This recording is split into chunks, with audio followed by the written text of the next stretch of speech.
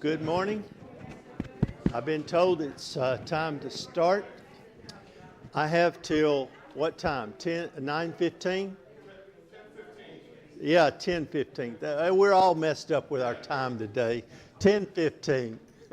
All right, really good. Well, it's good to be with you all and to get to visit with you and see many of you again. And of course, there's coming here to this congregation, there's always a bunch of new folks that are here. So we'll always enjoy getting to meet some of the new ones and of course some that have gone.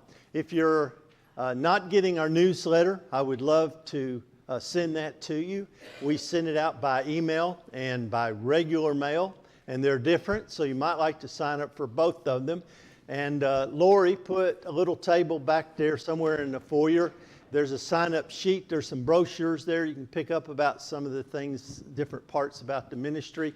But there's a sign-up sheet, and be sure to sign up. Just write very clearly, especially email addresses. If I confuse an L with an I or a 1, it don't work. Email doesn't work. So please write real neat and plain on that. But I would love to send those newsletters to you. Lori's with me here this morning, but Karen is in Zambia. She never comes, hardly ever comes back to U.S. now, but she's become my right arm in a sense with Lori and me. This is kind of a family thing now. Karen's works with Karen's kids, and I'll talk about that in a second. But also Karen's become our chief administrator there in Zambia, and she helps helps me in solving problems and getting things done. And like the roof blew off of the dorm the other day, and now I'm working with her how we're going to fix that, and she will have to oversee and get that done for us here before January when we got new students coming in. But I just wanted you to understand Karen's now become a very, very important part of our work in Zambia. We've been doing this for 20 years, and the church here has been partnering with us now for 20 years. Do you realize it's been that long, Ron? It's been a while now. But 20 years we've been doing this.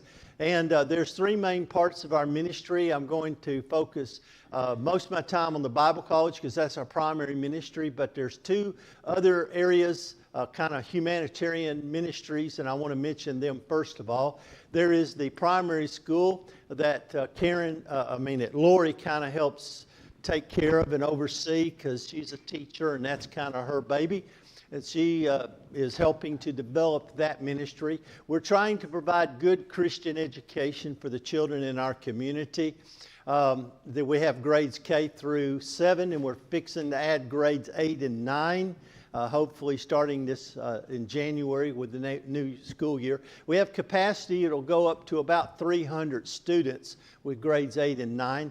We want to provide good education, both academically and spiritual. Academically, because the government schools are very poor, so it doesn't take much to beat them. But we're trying to provide a good quality education. But then that, of course, the spiritual component, that's very important to us, and we want to try to influence the children. The Africans don't do a whole lot with children. Half of them die before they reach adulthood. Youth ministry is a ministry to single adults who, hadn't got married yet. And nobody does a whole lot with kids under 18. And that's a big oversight, not just Church of Christ, but everybody.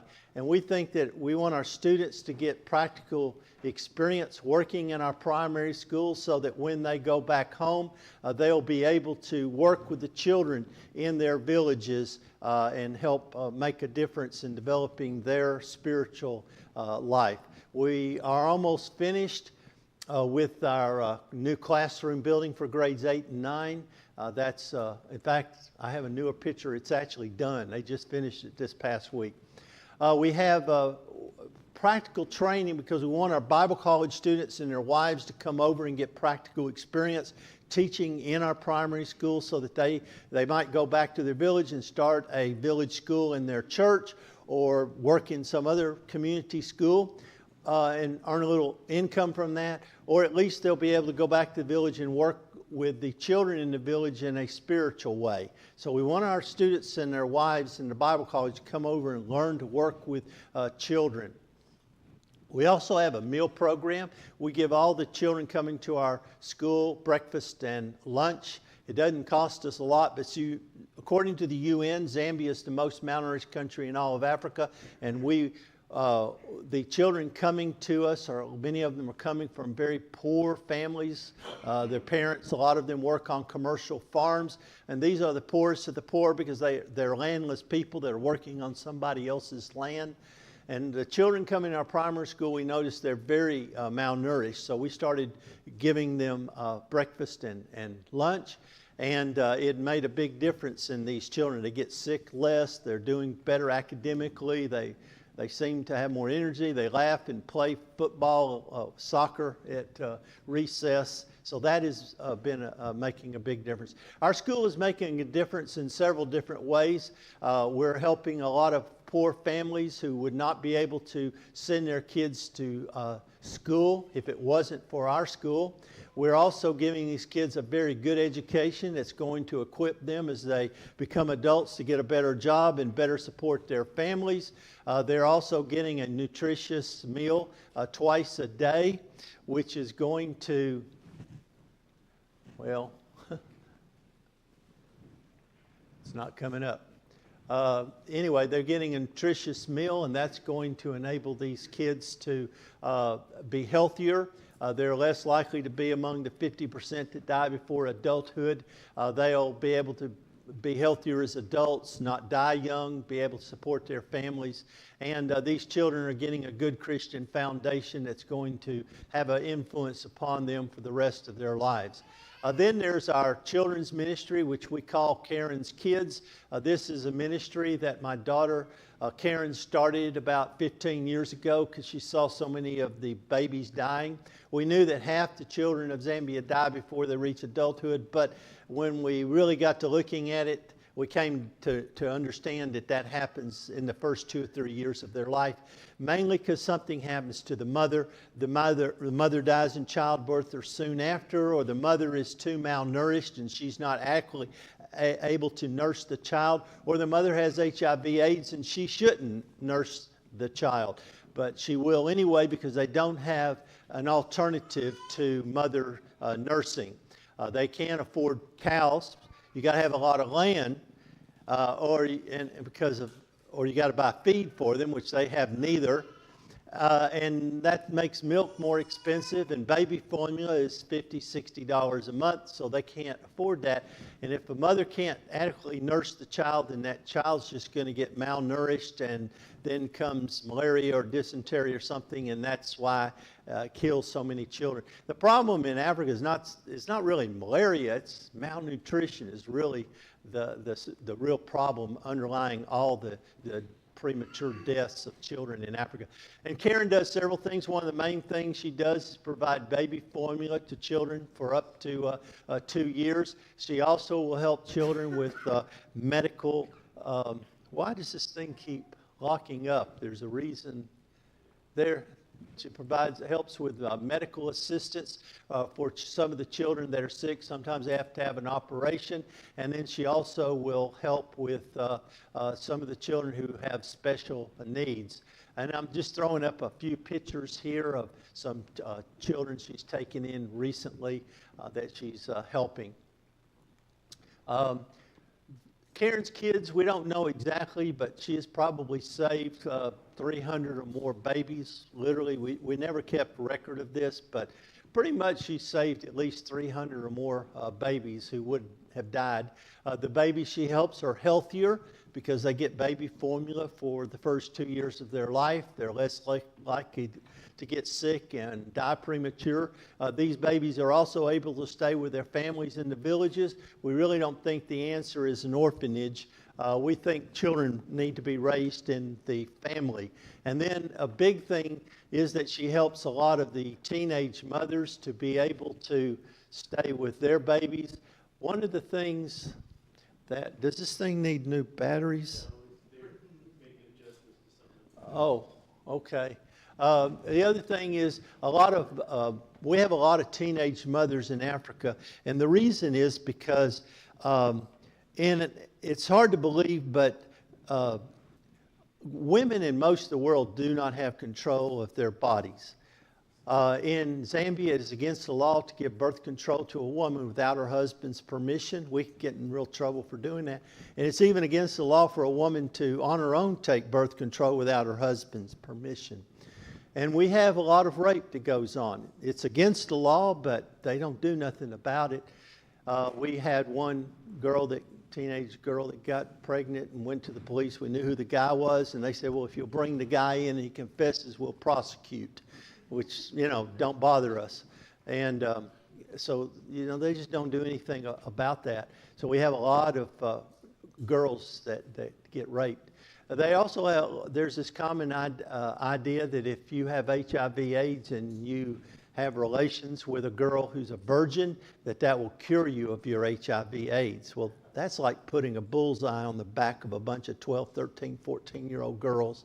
So Karen helps a lot of teenage mothers girls that get pregnant, and tries to help them stay with their baby and sometimes finish their education. I'd say most of the people that Karen is helping are teenage girls or widowed grandmothers who are taking care of their grandkids because all her kids are dying. She's got the kids and she's not. It's a very bad situation. The grandmothers who can't take care of their young babies.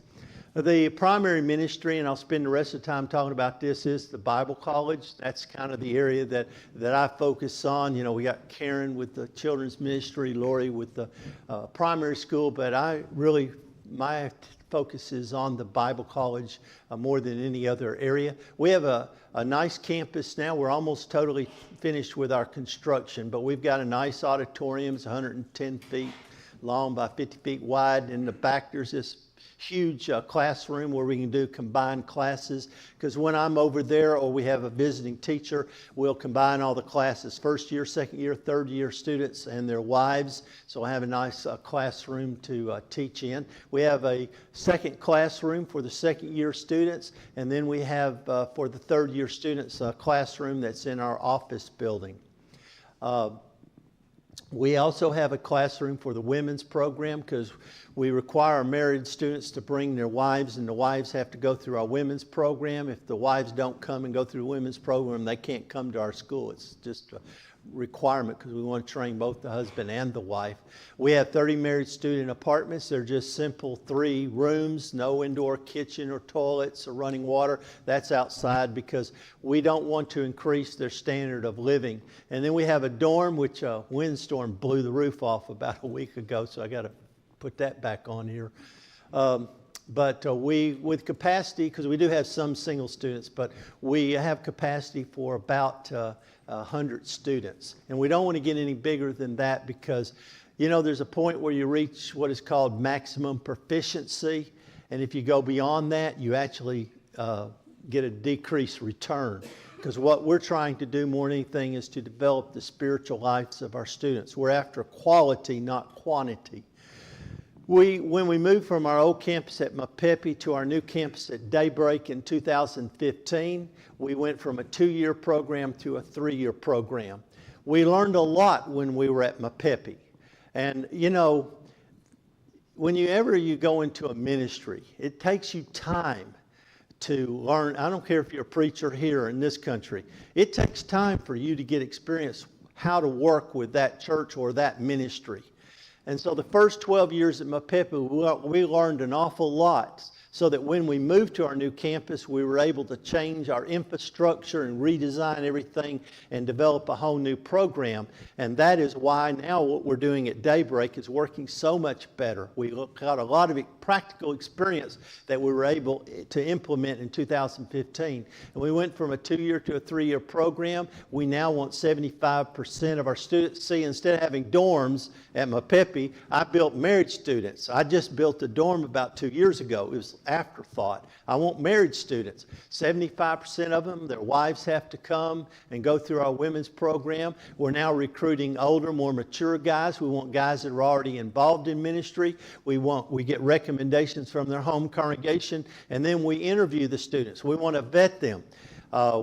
Dennis Sabello, the director of the Bible College, told me the other day that we have 30 good students that they've already interviewed and vetted that we could bring in January, coming up here in January. But we only have room for about 17 or 18. So we're getting good quality students now that we're recruiting to come to our Bible college. And we now have a good Bible teaching faculty. These guys have been with me for quite a few years now.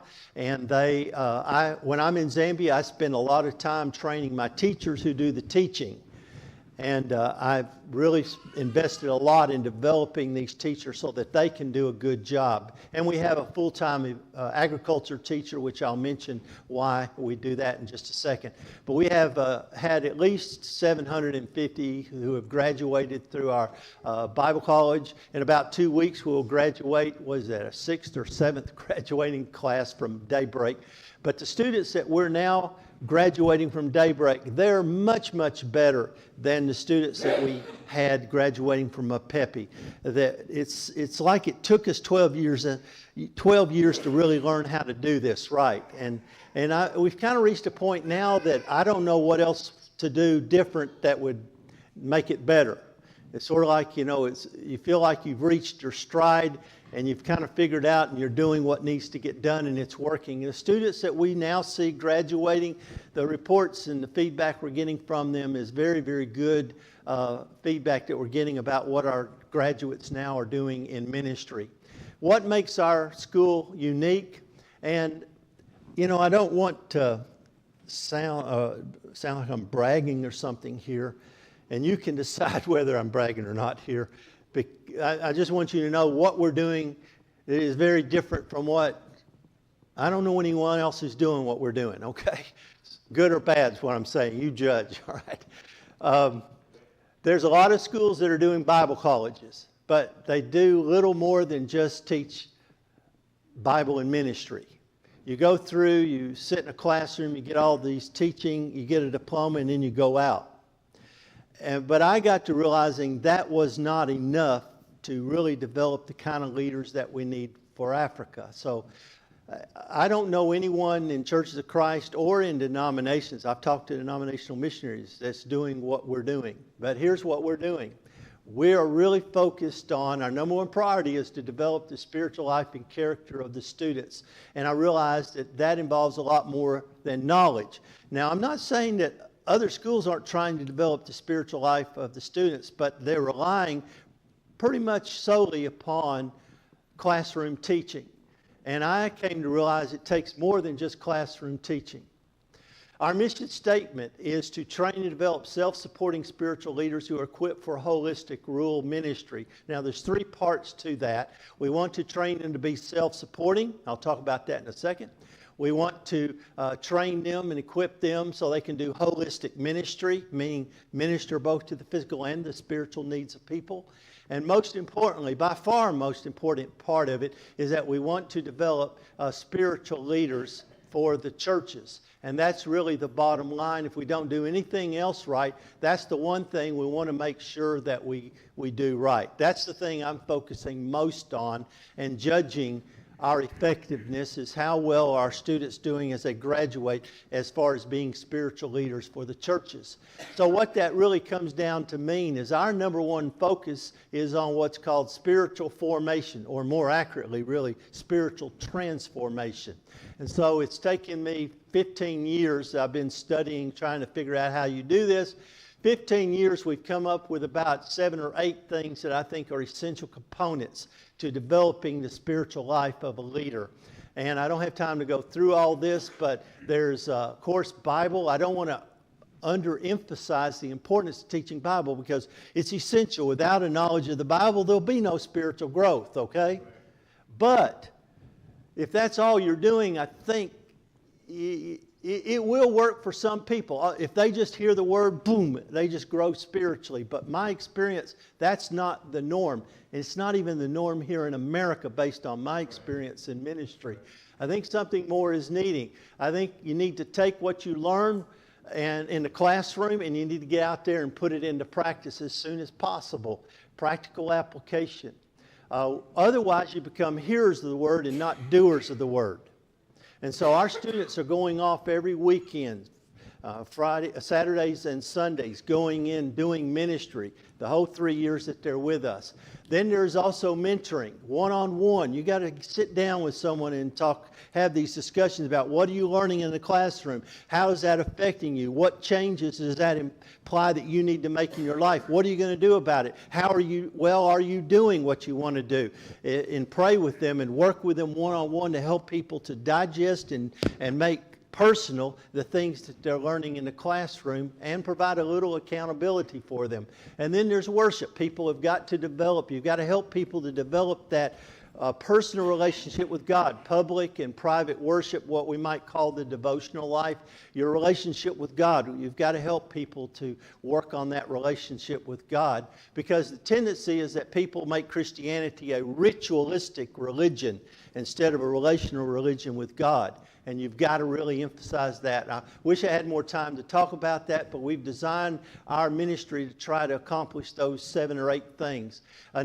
Second of all, we're unique, although I wouldn't say we're alone in this, because there are now a lot more Bible colleges in Africa that are starting to train their students with some kind of practical skill that they could become self-supporting when they graduate. But we believe you've got to train them to be self-supporting. That's part of our mission statement because it is so important. And we're training our students in agriculture. And the reason we're doing this is Africa cannot afford full-time preachers. That is an American idea that we exported to Africa. The thing is, we didn't really have that many full-time ministers here in America, especially Churches of Christ, until after World War II. Most of them were self-supporting. You have to have prosperity to hire full-time guys. It costs a lot. They can't afford that in Africa, and we certainly don't want them on American support. That's a really bad idea. I could talk for 2 or 3 days on that one. All right? And so you don't want them to be a burden to their churches, but yet we've set up Bible colleges and trained them and they go through our schools with the expectations they're going to get supported by a church when they graduate, and they get out in a church and the church can't afford them. And you know what they do? They start preaching about giving all the time. I'll tell you what, in Africa, half the sermons I hear are about money and about giving. That 2 Corinthians passage, give so God will bless you, which is an abuse of that passage. So we're training our guys in agriculture. We teach them basic agriculture, which includes crop rotation and composting and a lot of other things, but especially the use of drip irrigation, because that's the most economical use of water. In Zambia, it only rains about 4 or 5 months out of the year, and then we don't get a drop for 7 months. But you can grow food year-round if you have water. Temperature doesn't change much. The trouble is rain. And they have to walk 3 or 4 or 5 miles to get their water. But if they can get enough water to fill 3 or 4 buckets every day, they can more than adequately feed their family and even have some left over to sell and earn a little money from that. When our students come, we give them a plot of land. We have 50 acres, so we give them a little plot of land. We show them how to do this. It's practical training. Everything we do, you got to have practical training to it. You don't just in a classroom. You got to do it. And we also, after I feed them for about 2 or 3 months, but when their vegetables start producing, then I cut the support, and they're on their own. It's kind of sink or swim here. And we have some guys, we have 2 or 3 every year that just disappear overnight. They decide they don't want to work that hard. We get rid of the chaff that way. But they got to be self-supporting for the 3 years that they're with us. And that's how we know that they're going to be self-supporting when they leave us, because they were self-supporting for 3 years when they were with us. And they mastered the skills, and they can go back home and be able to support themselves. We also teach them how to do chickens and poultry and other things, rabbits and things like that they can do. And then we're training our students in holistic ministry. We want them to minister both to the physical and the spiritual needs of people. We're doing that because one reason is Jesus did that. He came preaching and ministering both to the physical and the spiritual needs of people. But in Africa, you can't ignore the physical needs of people. Poverty is so deep. In Africa, if your religion doesn't do something with the here and now, it's worthless. So, we can't ignore that side of it. Now, the way that we train our students to do holistic ministry, both spiritual and the physical, is by, and I keep saying this, practical experience. You got to take what you learn in the classroom and get out there and start doing it. And so our students, every Saturday and Sunday, they're going out by walking or by bicycle, go out in the surrounding villages, and they learn how to build a relationship, because we're not teaching them just teach people what to do to be baptized. That's easy in Africa. You can do that in a week. That's very easy in Africa. The real hard thing is to help someone to come to understand what it really means to be a Christian, and then to make some major changes in their life. Transformation is the hard work in Africa. I call this disciple making. We don't talk about evangelism, because that's kind of narrow way it's been used. We talk about making a disciple. And if you're going to make a disciple, it begins by building a relationship with people. So we teach them. You go in the village, you start serving. You go out, you find a widow's house whose roof is leaking, and you rethatch it for her. You find someone who is sick and they can't harvest or tend to their crops. You plant or harvest or to help them with their crops. You walk 5 miles to buy medicine for them when they're sick and pray with them. Help a guy fix his bicycle. Just learn to serve. That's a big part of, first of all, and then that will eventually lead you into sitting down when you've built trust and you've built a relationship. Now you can begin to share with them from the Bible, from the Word of God, and then after they're baptized, you can continue to work with them as they have to make some major changes in the way that they're living. Because you see, our real problem in Africa is that people, they become a Christian and they think being a Christian is going to church to make God happy with them so He'll bless them. I find people walking out of church in Africa all the time, walk out and they're like, God is going to bless me. Well, I ask, why do you say that? Well, because I went to church today. We put money in the collection plate. We took the Lord's Supper. We sang, God is happy with me and He is going to bless me. See, they went through the ritual.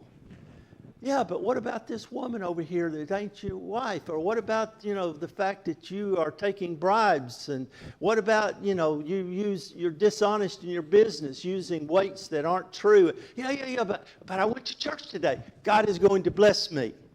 You see the problem? We don't have that problem here, do we? Well, it's really obvious in Africa. So we're trying to teach them that it involves a major change in the way you live your life. And it's about a relationship with God. And then we teach them agriculture, not only so they can support themselves, but also so that they can go back to the village and they can teach others how they can grow food for themselves using drip irrigation. And that's how we really solve the problem of malnutrition in Africa, is that if we can teach people how to grow their own food, especially during the dry season in those parts of Africa where they don't get a lot of rain. We also teaching them how to be a school teacher and how to work with children. As I've already mentioned, they get practical, emphasize that, practical, hands-on experience teaching and working with the children in our primary school. We teach them how to work with vulnerable children and orphans. They learn from Karen's kids about how to do that. We're teaching them basic medicine. There's a lot, preventive medicine, but a lot of things that you can do for people when they're sick, using herbs and other things, and at least help diagnose some of the things that ail people. And then we do a lot in marriage and the family as well, because in Africa, they've gone from arranged marriages that were stable to where they've been influenced by Hollywood and Coca-Cola, and now they want love and romance in their marriages. So, if you study the history of marriage, you go back about 300 or 400 years in this, even in Western culture, the idea that someone would marry for love and romance was almost thought to be kind of unethical, just kind of immoral. Today, it's the other thing. We think if people got married for any other reason than for love, that would be unseemly, right? But 400 years ago, people married for survival and for land and union of families and other reasons, and it didn't have a lot to do with love. It didn't have nothing to do with love and romance. In fact, a lot of times they didn't even know each other before they get married hardly. So we they used to have stable marriages. Well, now they want love and romances. Well, low expectation to high expectations, see?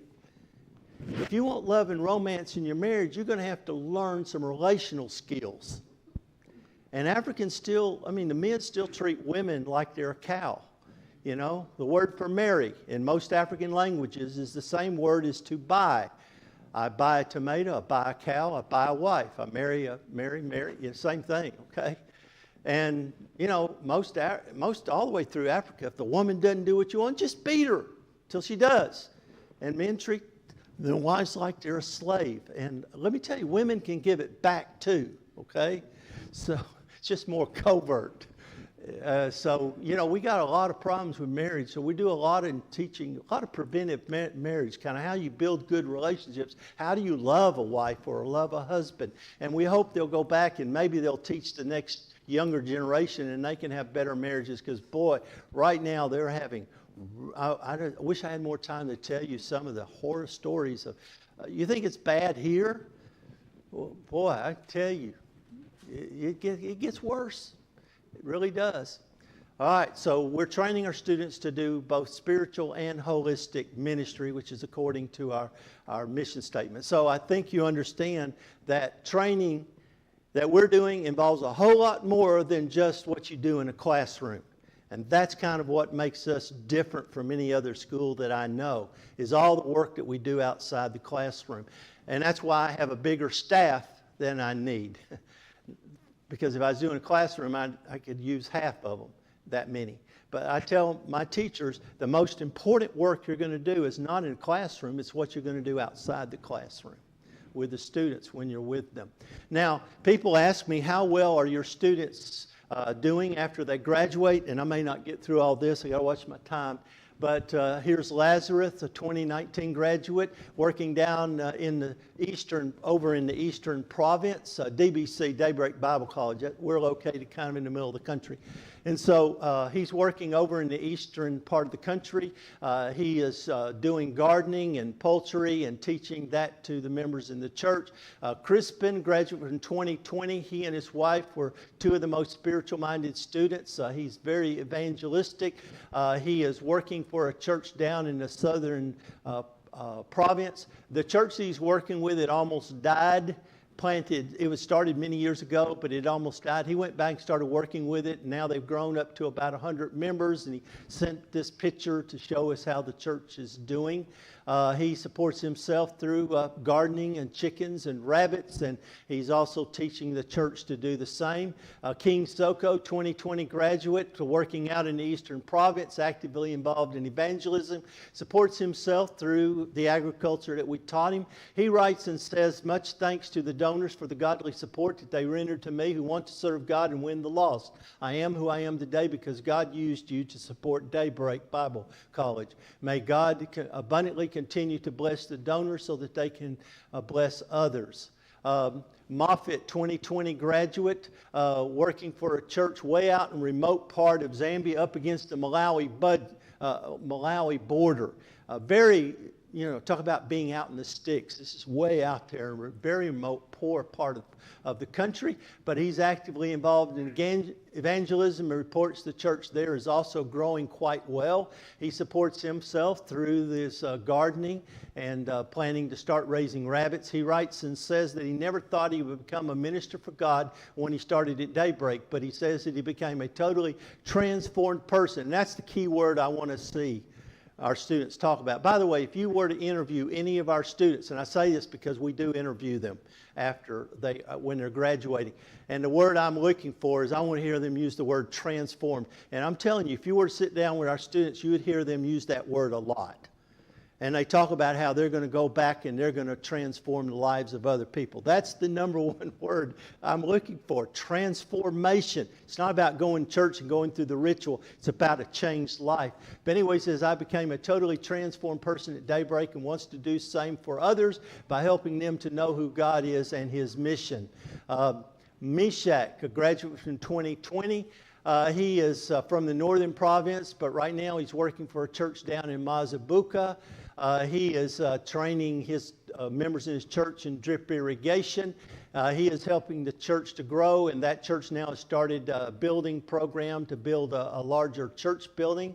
He writes and says, I'm no longer the same Meshach people used to know before I attended Daybreak, but a transformed person. I've learned to love God and how to love others. Meshach told me one day, he says, he came back and says, I went home and the people said, you're not the same Meshach. Who are you? That's the way he put it. And I thought, yeah, if they can see it, then, you know, something's happening here that good. Roderick, graduate from 2020. He's been teaching in a Bible college, kind of a Zambian self-started college up in the northern province. He's involved in a prison ministry. He preaches on the radio, and that radio goes over the whole of Zambia. He is actively involved in evangelism. He's one of our most capable students and graduates, and he is planning to go to Christian college down in Swaziland, South Africa, basically. And when he finishes there with a 4-year degree in Bible, I'm hoping to hire him to be one of our teachers in the future. Doubt, 2021 graduate. He is preaching for a church down in the southern province. He said that was his home congregation. He came to Daybreak for 3 years, and he said that while he was at Daybreak, the church almost died. So he went back and he started an evangelism discipleship program and strengthened the church, and the church has started growing. And they've now started a building program, and he supports himself through drip irrigation and teaching the members how to use the agriculture he learned as well. Martin Kashimbe, 2020 graduate from Manzai, but recently he moved to work up in the Copper Belt, where we have very few churches of Christ. He's working up there with another graduate of ours named Paul Njovu. He graduated in 2018, working up there in the Copper Belt, does a lot of work with youth, in other words, single adults, and he is a very hard-working man. He's thriving on the agriculture. He's becoming quite well off, actually, because he's a very hard-working guy, and he's been out there since one of our earlier graduates from Daybreak, and he's really doing very well up in the Copper Belt. Patrick Lungu, 2020 graduate. He's involved in a lot of counseling, some kind of ministry, does a lot of counseling. He's very active in a group that's going out doing evangelistic campaigns. I hear from him. He's up here and then he's over there, and then he's all over Zambia doing campaigns. He's really gotten into campaign. But when he's not involved in evangelistic campaigns, he's working with a church down in Manzai. Oberti, 2020 graduate, planted a church down in Livingston. That's where Victoria Falls is at, if you know where that is. And Lucas Bonda, 2019 graduate, planted a new church over in the eastern province. And you kind of see in the background there the church. That's the way a lot of churches start. They basically get tree limbs or thin trees with straw grass, and that's kind of how they construct their churches there. But he started a new church over in the eastern province. And then about 3 or 4 years ago, our students at Daybreak went to a village at Shimabala, 7 miles away from us, and they've started a church there. And the students get to go there on Sundays and lead in worship and work in that ministry around that area. It's a growing little marketplace there on the main highway, about 7 miles from our campus. So that's kind of our 3 main ministries. We have other things I don't have time to get into, like our optical clinic that Lori does when she's there, where we can give prescription eyeglasses to people. And there's some other little things we do, but you see that's kind of the ministry we're involved with. Again, let me remind you to be sure to sign up for our newsletter. Now, I want to close with this last thought here, and that is, why is it so important that we be training spiritual leaders for Africa? Why is what we're doing so important? And why do I probably end up doing this till the day I can't physically keep doing it? As you may or may not know, the gravitational center of Christianity has moved from the northern Western Hemisphere to the Southern Hemisphere. And missions, everything you see written these days is all about the global South, is what they call it. Because that's where Christianity is really growing right now. There are 700 million people in Africa now that profess to be Christians. That's more than any other continent in the world. South America would come in second, but we largely got Catholic there. But Africa's really, when you're thinking about Protestant Christianity, that is where it has moved. There are more Christians that live in Africa than any other continent now. There are twice as many people that attend church in Africa than attend church in all of North America and Europe combined. There are now more members of the Church of Christ and and more churches of Christ in Africa than there are here in the United States, according to Christian Chronicle about 4, 5, 6 years ago.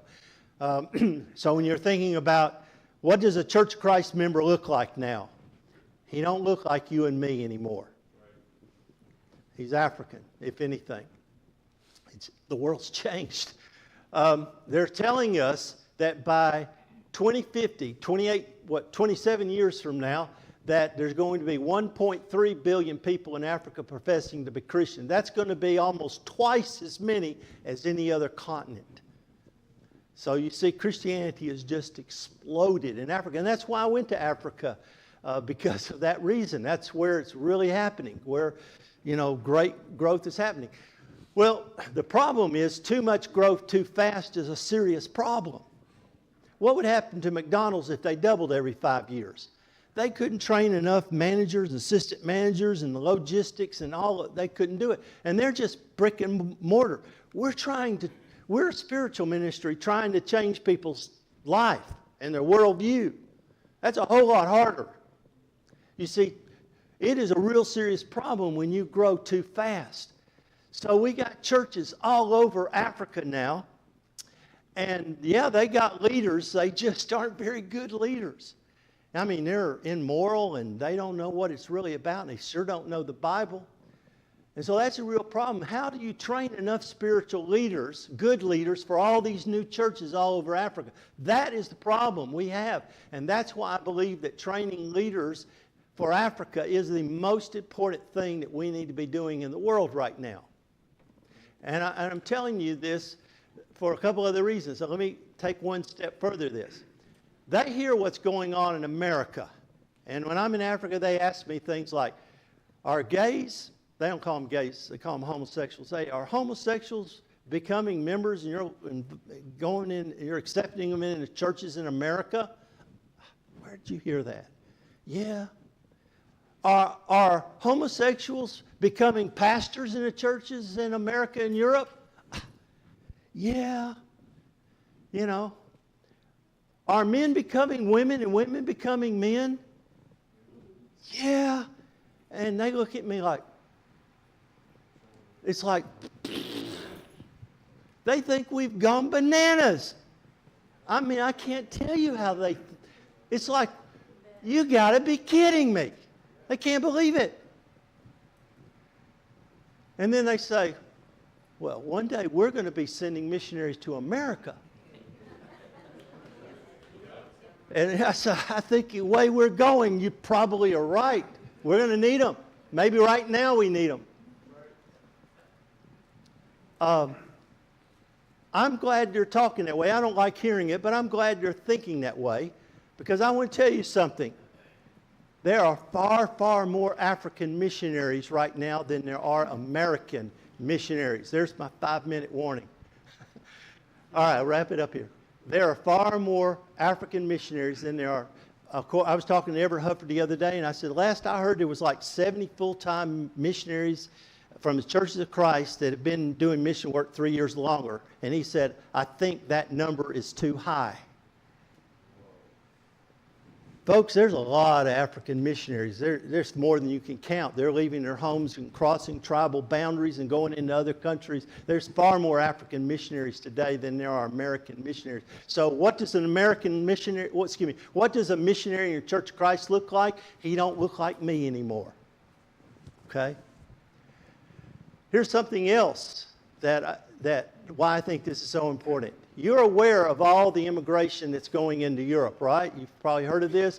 Pakistanis and Indians have been going in huge numbers for 50, 60, 70 years. That's been time. But now in the last 15, 10, 15, 20 years, we're getting lots of Middle Easterners going into Europe, especially the Syrians from the Syrian war there. And you're hearing about them, and Germany's welcoming them, as well as the other European countries. Do you know why they're welcoming the immigrants? Because in Europe, they're experiencing what's called the birth dirge. In other words, they're not having enough children. Their population is old, and now they don't have enough people to be doctors and nurses and plumbers and electricians, or even work at the 7-Eleven around the corner. They need these immigrants to do all these jobs that they don't have young people to do anymore. And so what has happened is you don't hear about this, but there are huge numbers of Africans that are going into Europe now. Now, Africa is complaining, and they're saying, they call it the brain drain. You're stealing our best and brightest. We're training doctors and nurses, and you're stealing them off to Europe. And they're complaining to Europe, you're hurting us. Well, you don't blame these people wanting to move to Europe and get a better job and better lifestyle and all that. But it's hurting Africa because there's huge numbers that are moving into Europe from Africa. Now, there are 700 million people in Africa that profess to be Christians. Now, what do you think's happening when they get to Europe? You can go into Europe, if any of you ever been to some of these big, beautiful museums. They used to be called churches. I've been there several times. I drop off on my way to and from Africa and go to these places. Anytime I'm in one of these, they're beautiful. I always find a janitor or someone working in a bookstore, and I'll say, is there a church that still meets here? And most of the time they go, oh, no, there's no church that meets here. Sometimes I've had them say, well, yeah, I think there's a group that meets over there in the wing and on Sunday mornings down in the basement. That's what's happened to Christianity in Europe. It's died. You may not be aware, but less than 4% of Europe goes to church on Sunday. If it wasn't for Catholics in Spain, France, and Italy, it'd be less than 1%. Christianity died in Europe. But hey, we got all these Africans moving up to Europe, and what are they doing? They're starting churches all over Europe. They're reseeding. They're missionaries. They're starting churches all over Europe. Now, they're in homes. They don't build a lot of churches, but you go to the museums and, big, beautiful churches. You walk out and you go down a block or two, you might see a church in a shopping center that an African has started, but more than likely they're all in home churches. They're starting all over Africa. I was in Athens, Greece a couple of months ago, visiting the missionary there in Athens, and I found out that half the church in Athens now are Africans. And the missionary told me, I don't even know where all the others are. They're in house churches all over Athens, and I don't even know, I've not even met them. In other words, the numbers of Church of Christ members in Athens are mostly Africans. The European is almost a minuscule part of the church in Athens now. The church, they're reseeding Christianity in Europe. And one day, they may be coming here and reseeding Christianity in this country, and our great-great-grandchildren may be blessed because they brought the gospel back to America. The way we're headed. I want to close with this last thought. I don't want you to be discouraged. We see the way our country is going spiritually, and it probably bothers you like it bothers me deeply. I mean, I've had to stop watching the news. I can't take it anymore. I don't watch any news. Can't take it. It just upsets me. I can't sleep at night. But I don't want you to be discouraged because Christianity is not on the decline. You need to understand what's going on in the rest of the world. Christianity is exploding. Now think about what's happening in the last 100 years. Christianity 100 years ago, it was mainly a European and American religion. Today, it's global. It's everywhere. And I dare say there's not hardly anyone in the world today who hasn't heard the name Jesus Christ. And there's not hardly anywhere in the world that they can't, maybe some of the Muslim countries that can't get a hand on a Bible, they can get on the internet. But the idea that there's unreached people in the world today is almost nil. Christianity is growing. And folks, God will take care of the Western world again. It may see it a little discouraging in our backyard right now, but Christianity, the kingdom of God is growing. Be encouraged. Do not be discouraged. Thank you all for helping to support us in this work in Zambia.